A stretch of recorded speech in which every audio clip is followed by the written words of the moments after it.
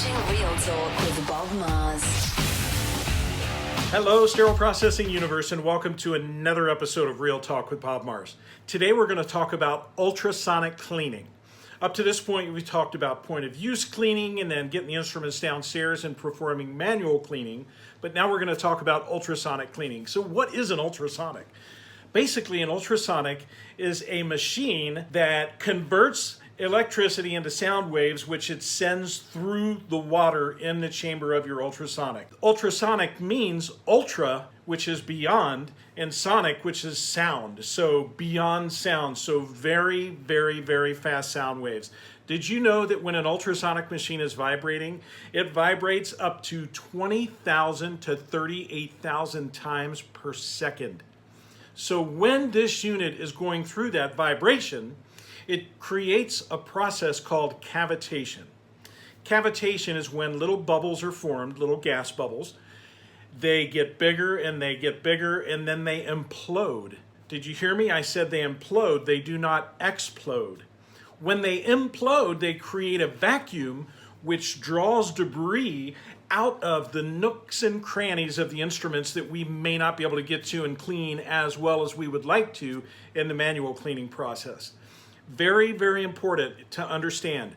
This machine is not a high-level disinfection unit, and it is not a sterilization unit. It is only a cleaning unit designed to pull debris out of spots that we can't get to on the instruments, whether it's a nook and cranny or even possibly a lumen of a suction device or some sort of a laparoscopic device. So once we have this unit in our system, we know that we're going to start off the day by degassing the unit. We're going to run the unit empty so it will pull any of the excess gas out of the system. And very, very important, it has to be run empty, and it cannot be run on a degas cycle when you're filling it up. It has to be full already. So please remember that.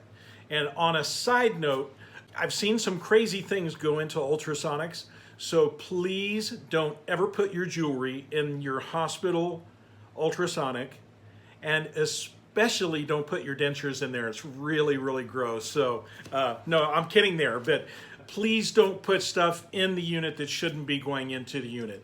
So after we've degassed it, we want to make sure that we're testing that sonic every day. So you want to make sure that you have an approved product that you're able to test the cleaning effectiveness of the machine with every day. When you're using your ultrasonic, you're going to make sure that you're changing the water when it looks soiled so that you're using it well every time and that you're not putting instruments already into a dirty ultrasonic bath. This is very, very important. We want to make sure that you're not putting plastics in there.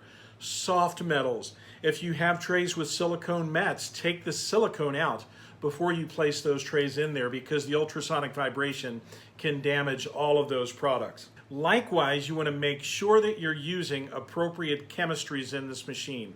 Make sure they're low foaming unless you want to clean suds up for a very, very long time. Big mess, big mess.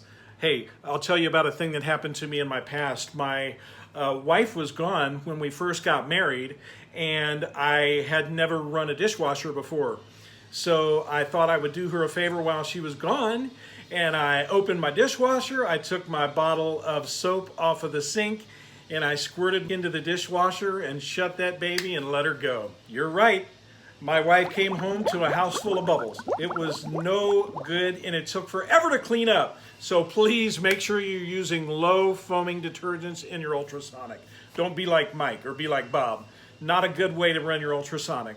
And then finally, you want to make sure that you are taking care of this device and always, always, always running it with the lid closed.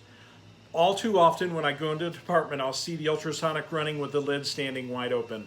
Not the way it should be run. That's all for today, folks. This is Real Talk, and I'm Bob Mars.